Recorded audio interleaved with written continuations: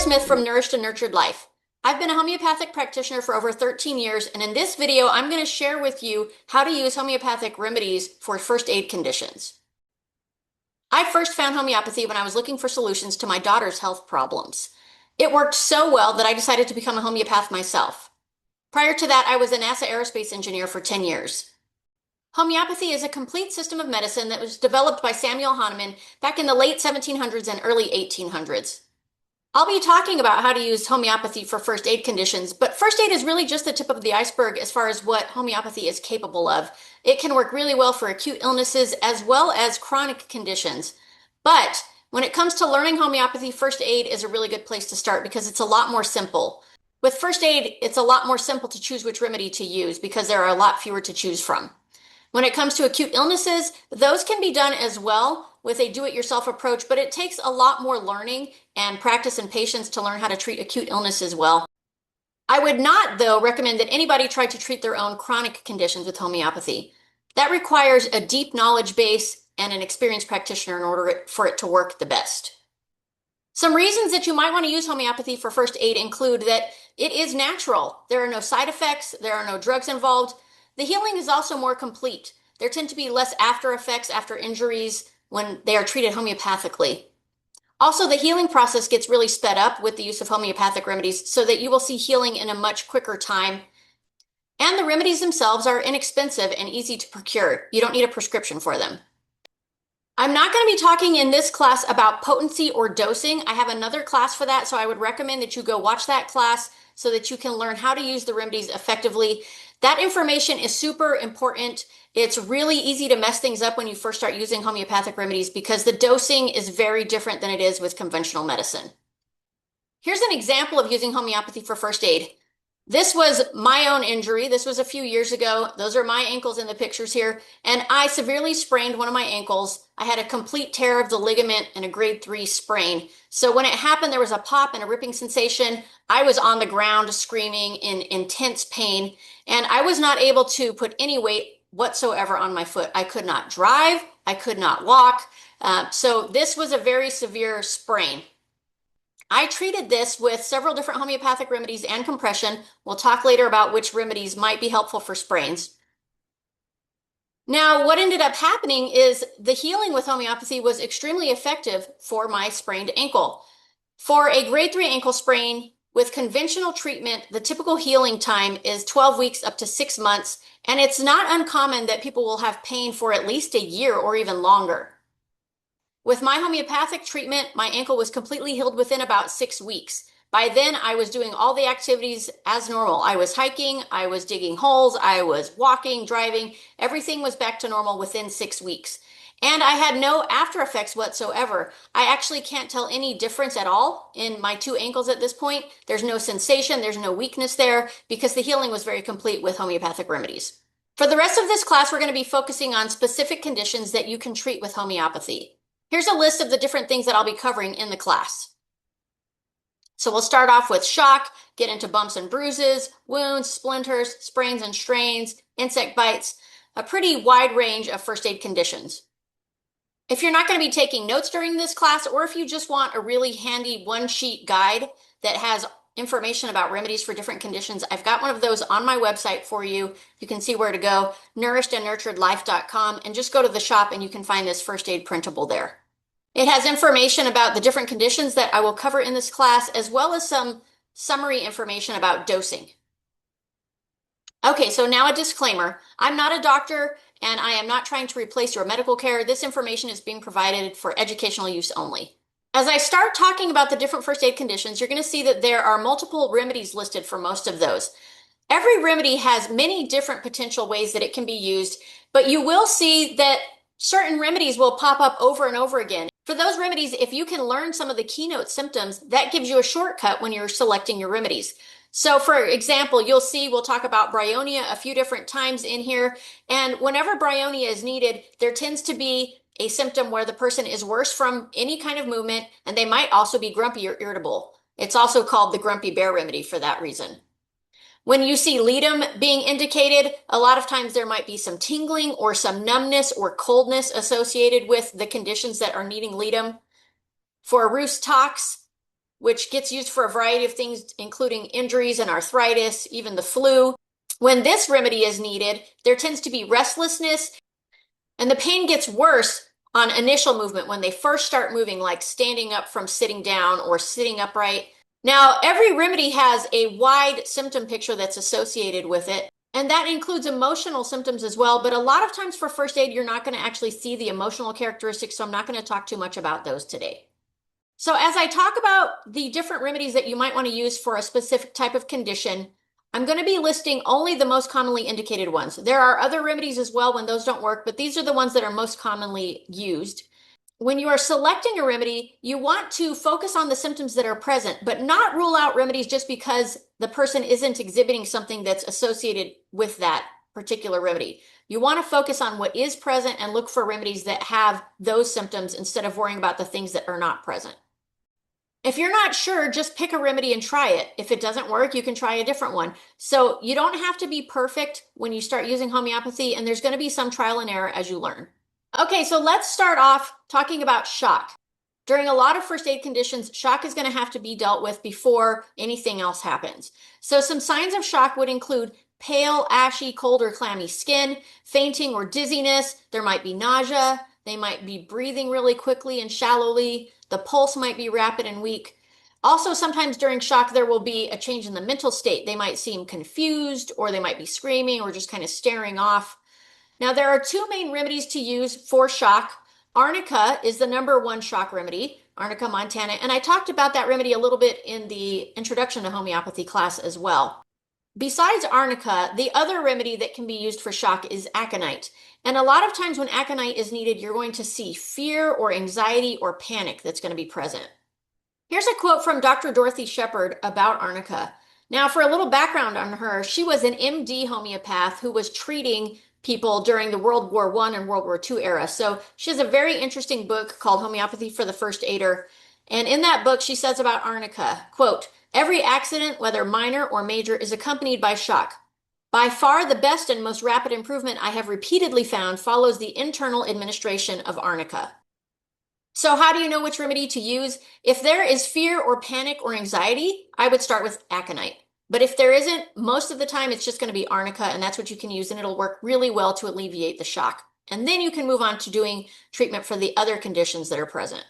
Now, for bumps and bruises, arnica is also the top remedy there. And it works really well at stopping bruising and preventing bruising as well. If it's a really minor injury, you can actually apply arnica topically, such as with a salve or some sort of a cream. But if it's any sort of substantial injury or there's any significant pain with it, I would use arnica internally instead. Using arnica internally in those situations is going to speed up the healing a lot more than using some sort of external preparation. Now, some bruises don't respond well to arnica, and that would be really deep bruises, long-lasting bruises, often ones that have a purple or really dark color, like a black eye. Those will respond well to ledum instead. And then bruises to the bone covering or the periosteum can often respond well to ruta. A quick side note, when you go to buy a remedy, it's going to have some sort of condition listed on the label. I'll use ledum, for example, which we just talked about, works really well for deep bruising. Now, when you buy this remedy, it actually says that it relieves insect bites. That is one thing that ledum works well for, but it works well for a lot of other things as well. You don't need to match the condition listed on the side of the remedy to whatever's going on, because each remedy, like I said, has many different applications. And so I'm talking about how you can use different remedies, and it's okay if it doesn't match what it specifically says on the side of the remedy tube. Okay, so next let's talk about nerve and crush injuries. Hypericum is the top remedy for these types of injuries. Nerve injuries are ones where you tend to have shooting pains, and some examples would be if you crush your fingers in a car door or fall on your tailbone. Any sort of injuries to nerve-rich areas, you might end up with those symptoms where you're having that sharp shooting pain, and in those cases, hypericum is often very effective. There have been some studies too showing that hypericum really works well for nerve regeneration, so that is also backed up in the scientific literature. Okay, so for wounds, calendula can be a really good remedy to use, and you can also even use an herbal preparation, and this would be for surface wounds and scrapes. You might want to apply some sort of a salve or a cream. Calendula is a natural antiseptic, and it promotes rapid healing. There are some different options. You can use homeopathic preparations of that from Boiron, for instance, or you can use calendula salve. There's a local herbalist here who sells a calendula salve, Mother McCall's, for instance. One caution is that you don't want to use calendula if it's a deep wound. And that's because it can promote healing so much that you may end up with surface healing and then there's still an abscess underneath. Now, when there is a wound, you may want to use arnica as well for the bleeding and for the pain, but you don't want to apply arnica directly on a wound that's open. And that's because sometimes arnica can cause irritation if that happens. So in those instances, you can use the arnica internally with the pellets or with a wet solution, as I've talked about in my other class, and that will work much more effectively for you. So if you actually have a deep wound or a puncture wound, there are some different remedies you might want to use. The first is ledum, which I already mentioned earlier.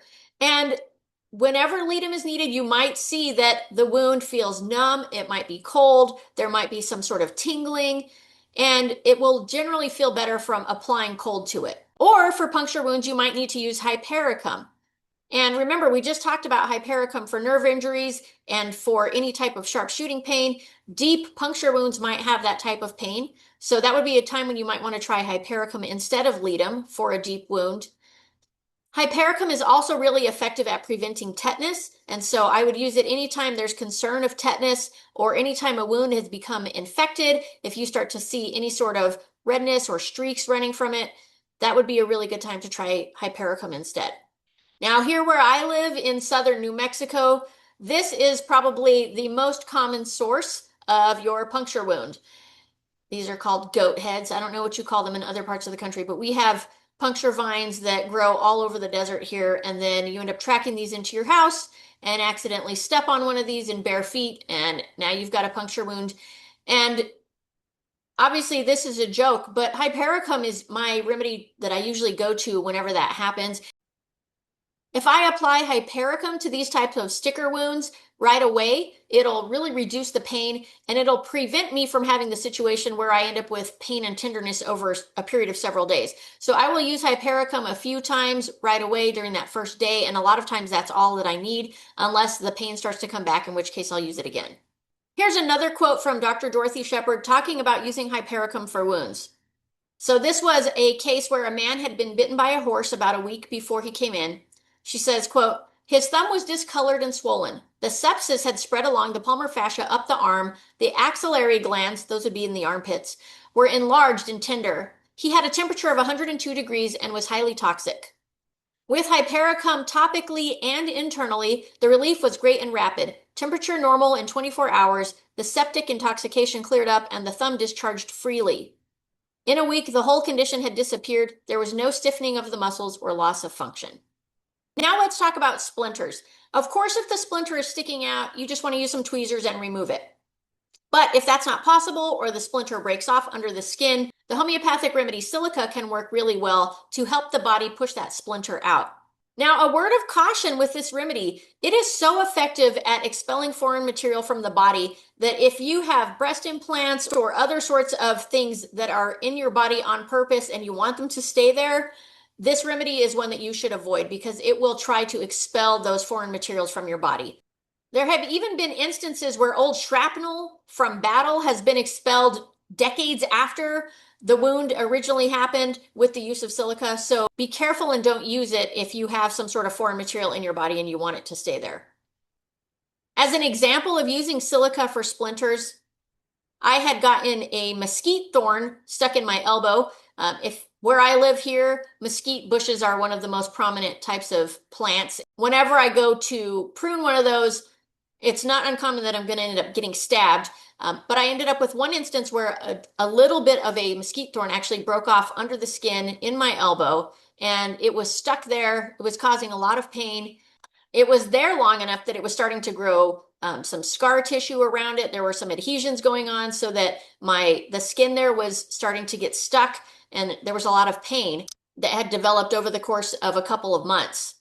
And at that point, I kind of had my aha, oh, why haven't I tried silica for this? So I started taking silica and applying it to the elbow, and pretty quickly the adhesions all dissolved and the mesquite thorn is no longer any problem whatsoever. All right, so which remedies can you use for burns? Now, don't forget to use arnica if there is shock when a burn occurs. But beyond that, there are some remedies that can really help the skin to heal back up. So for first degree or minor burns, including sunburns, calendula can work really well for that. Remember, it promotes healing of the skin really well, so it's going to work well for those minor burns.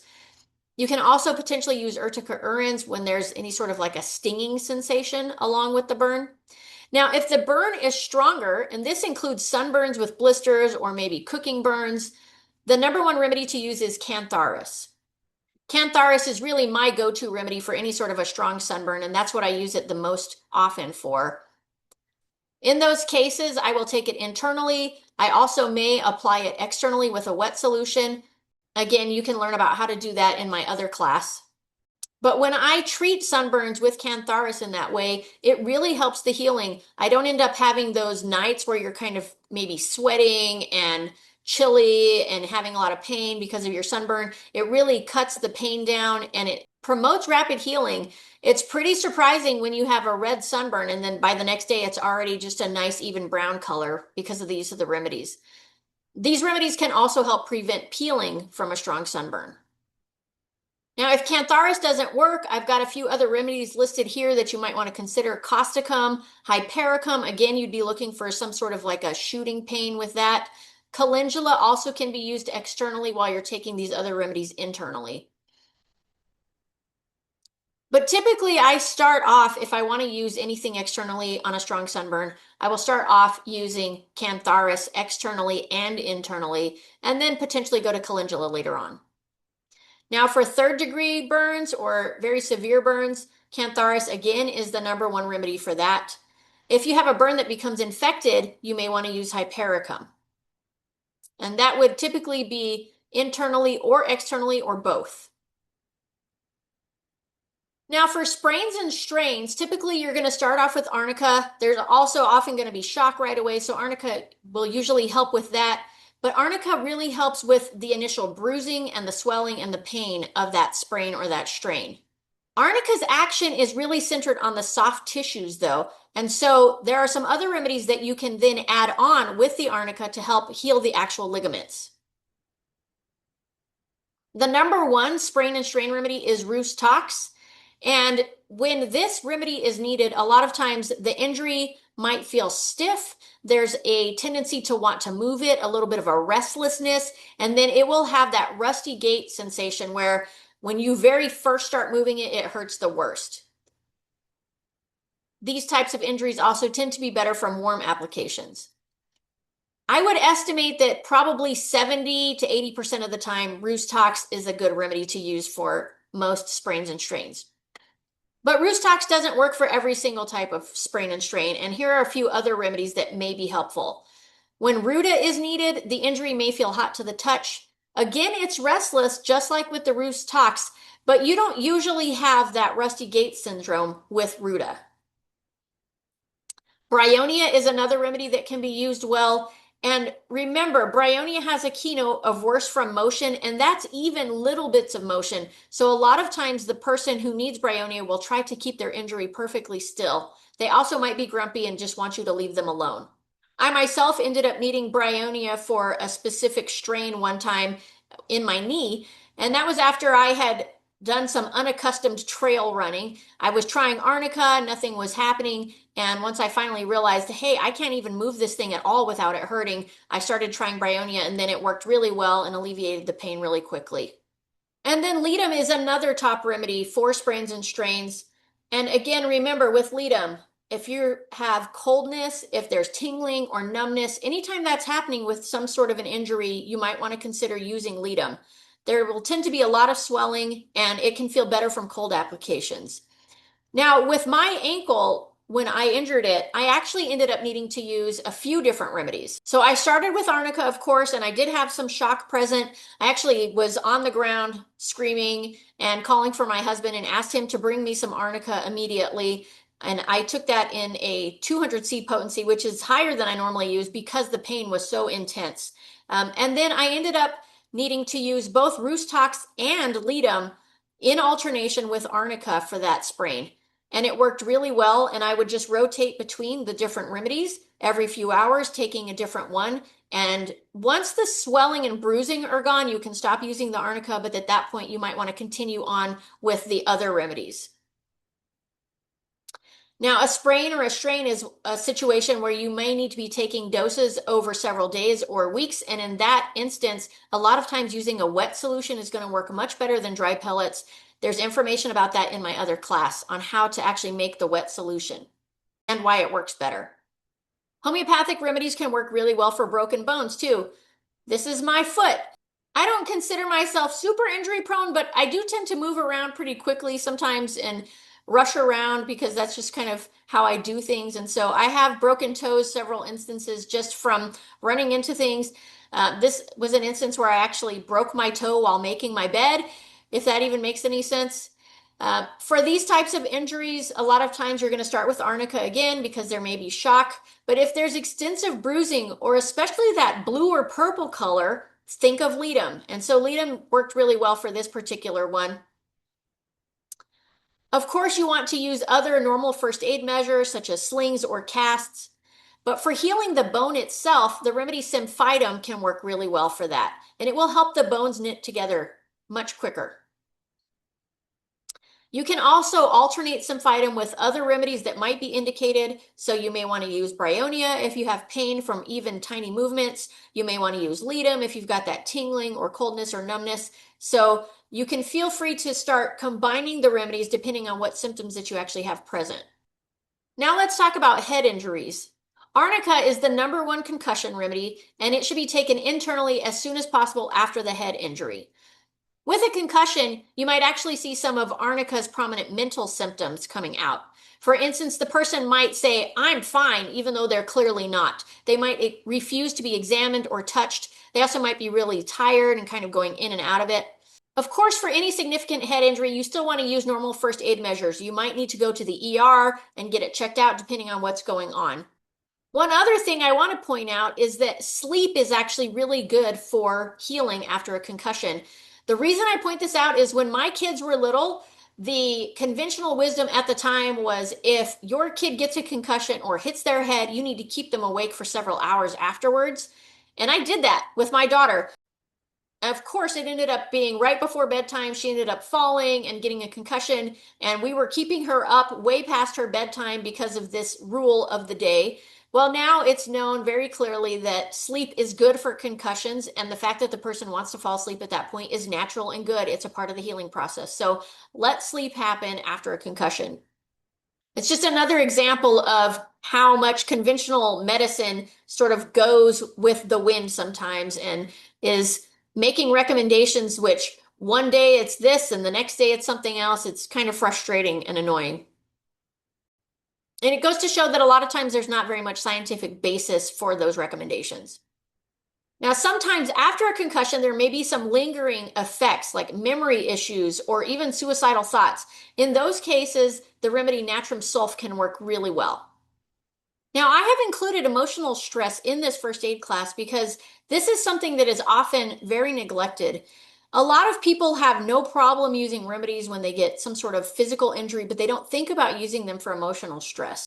But we need to realize that emotional stress can be an injury as well, and it can lead to degradation of health over time. So it's really helpful to use homeopathic remedies to help rebalance the emotional state after some sort of an emotional stress. I've listed 3 main remedies for emotional stress here. So Ignatia amara is one that works really well for general emotional stress. Ignatia is kind of a go-to to start with, and it works really well for grief, for heartbreak, for bad news, for big disappointments, also for homesickness. You might remember that I mentioned aconite or Aconitum napellus earlier with relation to shock. And if you remember what I said about why you would want to use it for shock, there might be fear or panic. Well, for emotional stress, this remedy works really well when there has been some sort of a big fright or when there is fear about death. And this could be something that happens after a car accident, for example, during natural disasters, being attacked. It also may happen when somebody is concerned about a loved one who they think might die. And then the last one is Staphylos aurea, and this remedy works really well for bullying and rudeness and insults. So if you have a child, for instance, who is being bullied, this is a remedy that might help them acutely right after that has happened. I myself ended up needing to use Staph aureus during COVID when I was refusing to wear a mask in a store and ended up with two tall men. I'm kind of a small lady, and so I had these two guys who were, standing over me, harassing me about trying to go grocery shopping without a mask on, and I felt really unsettled afterwards. So one way that you might know it's time to use one of these emotional stress remedies is that it seems like it leaves a mark. Like you keep thinking about something or it keeps coming back up, then that would be a good sign that it's time to use one of these remedies and it will help your mental state get rebalanced. A lot of times for emotional stresses, you only need one dose of a remedy, especially if you take the remedy pretty soon after it happens. At this point in my family, it's pretty well known. It's like if something big has happened in your life, it's often a good time to take a remedy. And so we will just take them right away. You don't necessarily have to wait till you start noticing some really bad impacts from it. You can just go ahead and take the remedy and help things get rebalanced quickly. Another example for a family is that aconite sometimes could be needed if a child gets really scared watching a movie and they are unsettled by that. So it can really help to relieve that. Homeopathic remedies can work really well for insect bites and stings as well. Now, if there is any sort of actual allergy to a bee sting, for instance, of course you still want to go to the emergency room. But in the meantime, Apis mellifica can be used right away. And that's a remedy that's actually made from the honeybee. It can work really well to start counteracting that allergic reaction while you're on the way to the emergency room. Even when there isn't that type of severe reaction, though, Apis is a remedy that can help with bee stings or hornets or wasps or ants. When this remedy is needed, a lot of times there will be a burning or stinging pain. The sting will be rosy red instead of a bright red color, and it'll tend to be puffy instead of having any sort of like a hard swelling. It also might be worse from applying heat. Ledum is another top remedy for bee stings. I've used this one a few different times for bee stings, and when this remedy is needed, a lot of times there will be a white center on the actual sting, so it might be red around with a white center. The wound itself might have some sort of a tingling or numbness or sensitivity to touch. It also might feel cold, and it will tend to feel better if you apply cold applications to it. A couple other remedies, if those ones aren't working, you can consider using Cantharis. Now remember, we talked about Cantharis earlier for burns. Well, for an insect bite or sting, you might want to use Cantharis when there is a burning sensation. For bites or stings that need Cantharis, they may feel worse from touch, but actually feel better from rubbing them gently. Hypericum is another one to consider. And again, as before, for nerve injuries, you would want to be looking for symptoms such as shooting pain to indicate that Hypericum is a good remedy to use. Now, for mosquitoes or gnats, Ledum and Apis are the remedies that often work the best for those. And in our house, we even just have those ready in a spray bottle. So if somebody gets a mosquito bite, they can start treating it right away. Typically, there will be one remedy that'll work well for a person's mosquito bites, and it might be Ledum, it might be Apis. And once they figure out which one works, they can just keep using that one every time. So for these types of mosquito bites or ant bites, if you spray it a few times within the first few hours, a lot of times then the itchiness will go away and you won't have that persistent itchiness. You don't need to repeat the application of that remedy then until the itchiness starts to come back again. So as I said, Ledum and Apis are the top remedies for mosquito or gnat bites, but Rhus tox is one that also might be helpful in those situations when those other two aren't working well. When Rhus tox is needed, it might be red and itchy, and there might be improvement from warm applications, which is different. Remember, both Ledum and Apis feel worse from warm applications. I myself have needed to use Rhus tox for gnat bites, for instance. For some reason around here in the summer, maybe just because it's so dry out, I have a tendency towards getting gnat bites in the corner of my eye or even on my ears. And I will have somewhat of an allergic reaction to it where I'll start to get some really big swelling going on. And in those instances, Rhus tox is one of the remedies that really helps me, along with histamine, which I'll talk about later under allergic reactions. So for these spray bottles that we keep on hand, I actually will dissolve a pellet in just a little bit of water and then fill it up with mostly rubbing alcohol. And that will make it where you can use these and they will be shelf stable for many months. Okay, so poisonous spider, scorpion, and snake bites. Here where I live, we have rattlesnakes. We also have black widows, so this is a big concern. Of course, you still want to do any sort of normal first aid measures, such as applying ice packs to slow the spread of poison and going to the emergency room. Don't forget to use arnica if there is shock or aconite if there is shock with fear. And then you may want to use one of these specific remedies that can work really well for snake bites or spider bites. You can read here the different characteristics that would indicate which remedy you may want to try. Moschus versus lachesis. Interestingly, so a homeopathy works on the like cures like principle, and lachesis is a remedy that's made from the venom of the bushmaster snake from Africa. A remedy can heal the same symptoms that it can cause, but with homeopathy, the remedies are diluted so much that you don't have any toxic effects, and instead you can just have the healing response. So you can see for lachesis here, there might be purple discoloration around the bite. You might have some sort of seepage of dark blood. They may feel worse after sleep. There could be chest constriction. And a mental symptom that you might see pop up with lachesis is talking really quickly. Here are 3 more remedies to consider, and you can read all of these different indications. This isn't something that you're probably going to have memorized because it doesn't happen very often, but you may just want to have this information ready in case you need it if there is some sort of a snake or spider bite.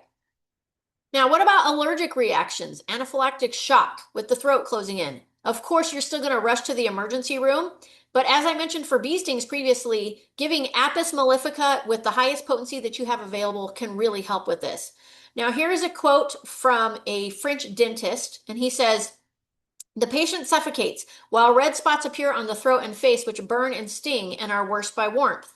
Placing a few globules of Apis 200C on the patient's tongue brings the shock to an immediate halt, and the symptoms usually disappear in the time it takes for the globules to dissolve." Now, what do you see here? Again, Apis has these specific symptoms that you often look for, like a stinging pain, worse from warmth. That's also present in the anaphylactic shock generally. So you can start off with using Apis for that while you are seeking other treatment. For relatively mild allergic reactions, such as hives or food reactions, there's some other remedies you may want to use. Histamino hydrochloricum is basically a homeopathic Benadryl, and you can use that like an antihistamine, and you can use that in combination with other remedies so that you can alternate them. So for instance, I mentioned that I often have somewhat of an allergic reaction to gnat bites. When I have that going on, I will use the histaminum in conjunction with Rhus tox, which has been the remedy that works well for me personally for gnat bites. But some other things you might want to consider for allergic reactions include Apis as well as Urtica urens when there's some sort of like a stinging sensation especially. What about eye injuries? Make sure you go to the doctor if you have a serious eye injury. But some remedies that can potentially help include symphytum if there is some sort of a blunt injury to the eye. In our house, we ended up needing to use symphytum for our dog a few years ago. One of the kids jumped off the couch. The dog happened to be right there and got kicked right in the eye, went yelping and running away, and his eye was very inflamed. And I was able to use symphytum for that blunt injury, and it worked really well and alleviated his pain really quickly, and he healed up really quickly. If the injury has any sort of abrasion to the eye, aconitum actually works really well for that. And so aconite is considered to be the arnica for the eye. There's kind of a funny story to share on that. A lady who attended one of my homeopathic first aid classes in person shared that one time she was in a dressing room and she was in a rush, and so she was changing clothes really quickly, and she ended up having one of the tags scratch her on the eye, and she was able to use aconite, and it worked really well to heal that up and take away the pain really quickly. Now, if you have injury to the soft tissues around the eye, arnica can be a good one to start with, or if it's a black eye, ledum can work really well. Now remember, for ledum bruises, you're looking for that dark color, that purple color. And so when you see that in an eye injury, ledum is often going to be a good remedy to use for that. If you have an injury where there is excessive pain with the eye, then hypericum is another remedy that can be used. Remedies can be really helpful pre and post surgery as well. If there is any sort of anxiety about the surgery, if the person is really worrying about it or scared that they're going to die, Aconitum napellus can be a remedy to use in advance of the surgery.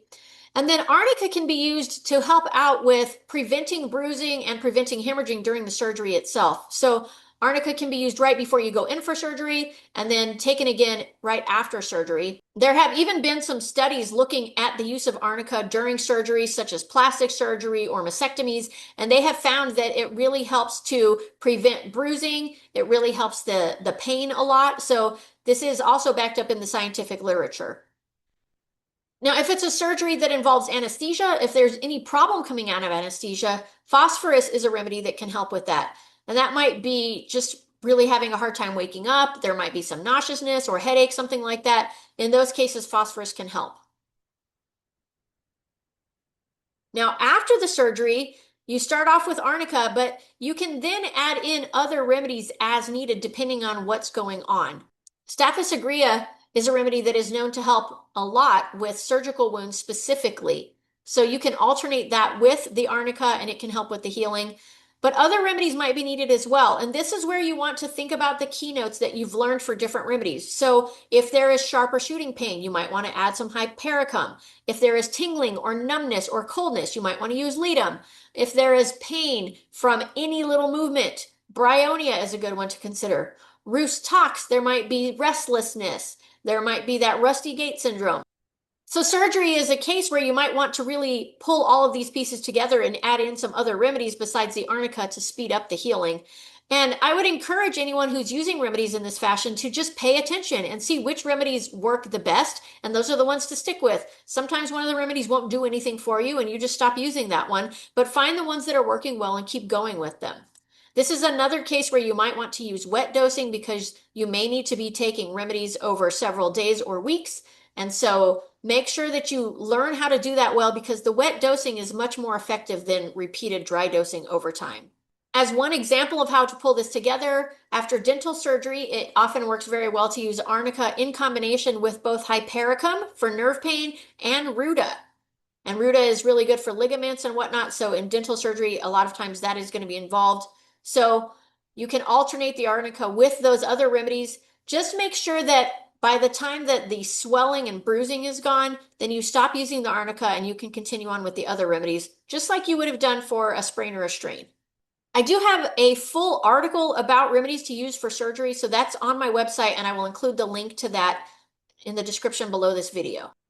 Now for drowning, of course, you're going to start with your normal first aid measures. You need to call 911, do CPR, but you also could potentially use antimonium tartaricum as soon as possible.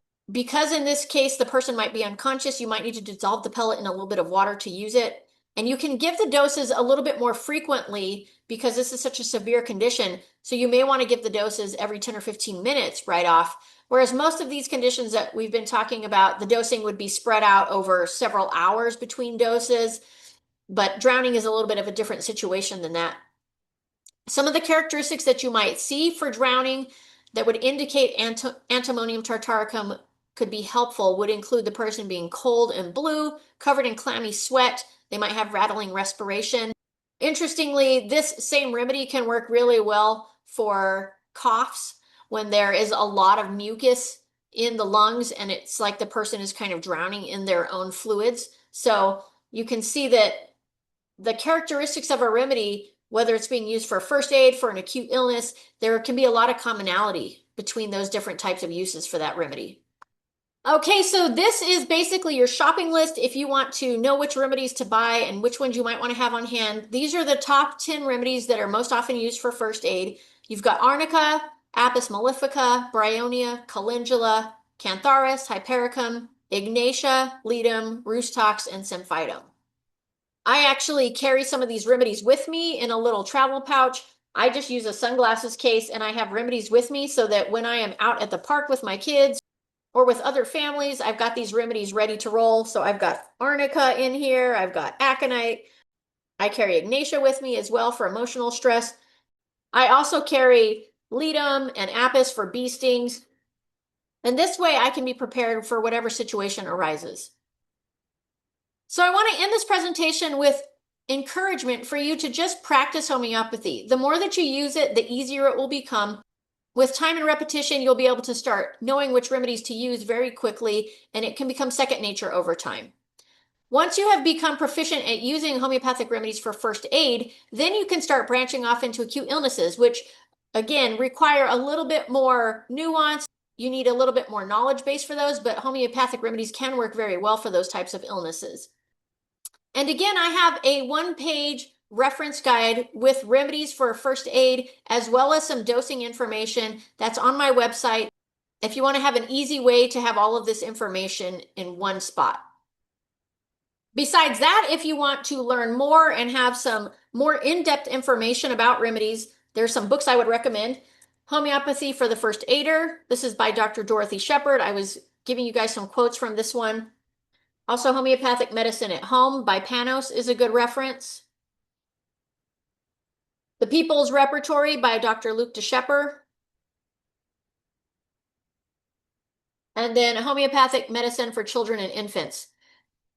This was the first homeopathic book I ever had. Has a lot of information about acute illnesses as well and is very helpful.